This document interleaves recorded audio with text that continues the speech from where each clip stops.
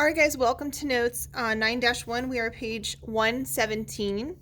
And so today, the targets are to graph and write the inverse square root functions. And that is it. We are not going to be doing in Math 3 regular the second target.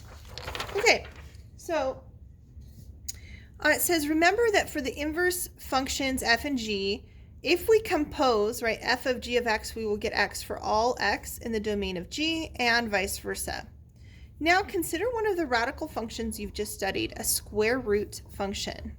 It says, example A, graph the inverse of f of x equals x to the 1/2, and then give the domain and range of both. So it says list 4 of the points on the graph of f. So the graph of f is right here, this one. So 4 points that we could use would be this point, which is 1, 1, right here. This point, which is 0, 0, right here. This point, which is 4, 2. And this point, which is 9, 3. So to find the inverse of that function, we could just interchange our x and y values. So if we interchange 0, 0, we end up with 0, 0. If we interchange 1, 1, we still have 1, 1. If we interchange 4, 2, we'll get 2, 4. And if we interchange 9, 3, we'll get 3, 9.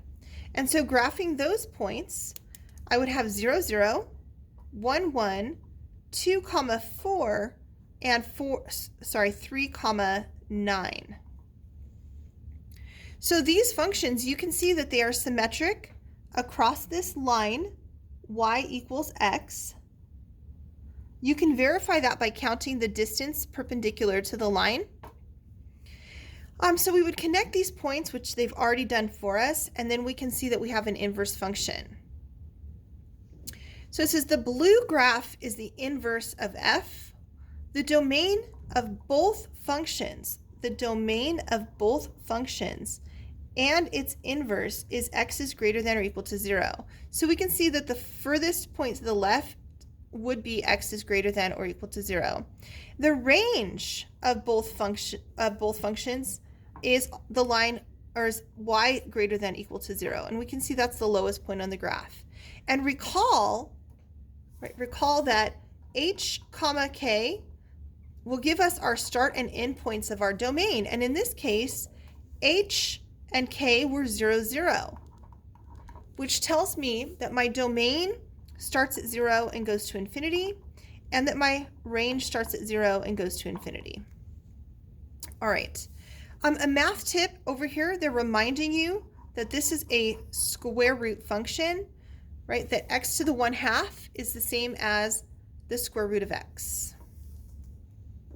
All right, now they're asking us to do the same thing algebraically. I'm going to do that off to the side. So on a separate sheet of paper, I'm going to find the inverse of f of x equals 1/2 x. So f of x equals, not 1/2 x, excuse me, x to the 1/2 power. So remember, to find the inverse function, first we rewrite it using y, and then we switch x with y. Then recall, we're going to rewrite this as x equals the square root of y. To undo this square, right, we're solving for y now. We're going to square both sides, and we get y equals x squared. And then we rewrite it using function notation, that the inverse is a quadratic function. All right, so it says they've done the same thing. They've switched x with y. They've solved for y, and they get y equals x squared. And they say, so f inverse of x equals x squared, and the domain of f inverse is all real numbers. Remember, the domain is your x values, and this algebraically is a quadratic. So a quadratic function is going to go to the sides forever. So our domain is from negative infinity to positive infinity, the domain. But the range is still 0 to infinity. So why is there a difference between what we did here, which was algebraically find the inverse, and here, which was graphically find the inverse. So let's flip it over and take a look. Oh, it actually talks about it right here.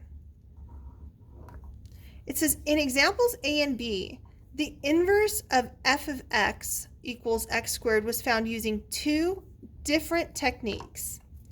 In example A, we used graphing, and this resulted in a domain of x greater than or equal to 0. However, finding the inverse function algebraically resulted in this function, x squared, which has a domain of all real numbers. So the explanation for this is subtle, but very important when defining the inverse of a function. The domain of the inverse function should be restricted to match the range of the original function. So you must look back at your original function, which was this one. Its range, right, the y values will have to be greater than or equal to 0, because we have y equals square root x, and this square root cannot equal a negative, therefore y must be greater than or equal to 0. So this will be the restriction on the domain of the inverse function. All right, let's do the next one. Try these. We have f of x equals, it says graph them and then find it algebraically. So to graph it, I'm going to graph my parent. My parent would be, I'll do that one in orange. My parent is y equals the square root of x. Remember, this is just a square root x. I can rewrite it.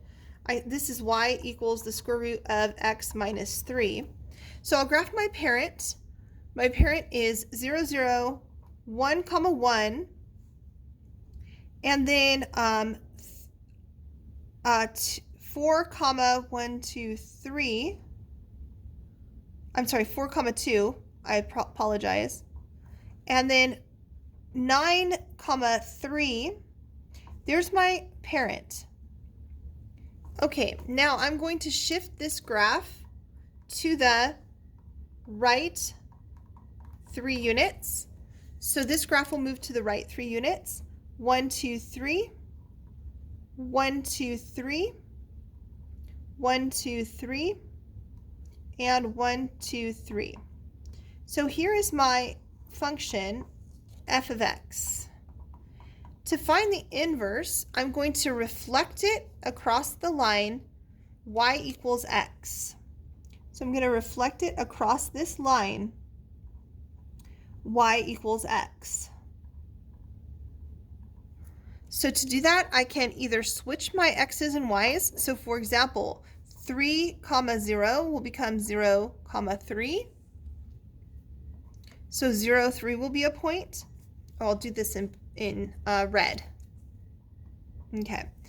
And then this point 4, 1 will become 1, 4, and so on. Or I can count diagonally. So I'm going to use this method. I've got 7, 2 will become 2, 7. And then finally 12, 3 will become 3, 12.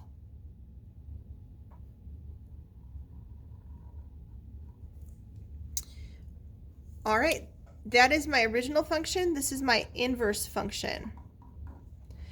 Okay, it says for the function in part A, find f inverse algebraically. So algebraically, we are going to rewrite y equals, and I'm going to rewrite this with a radical symbol, so square root x minus 3. Then remember, when we're doing inverse functions algebraically, we switch x with y. Now we're going to solve for y. To do that, I need to square both sides. I get x squared equals y minus 3. And then I would add 3 to both sides. So I get x squared plus 3 equals y.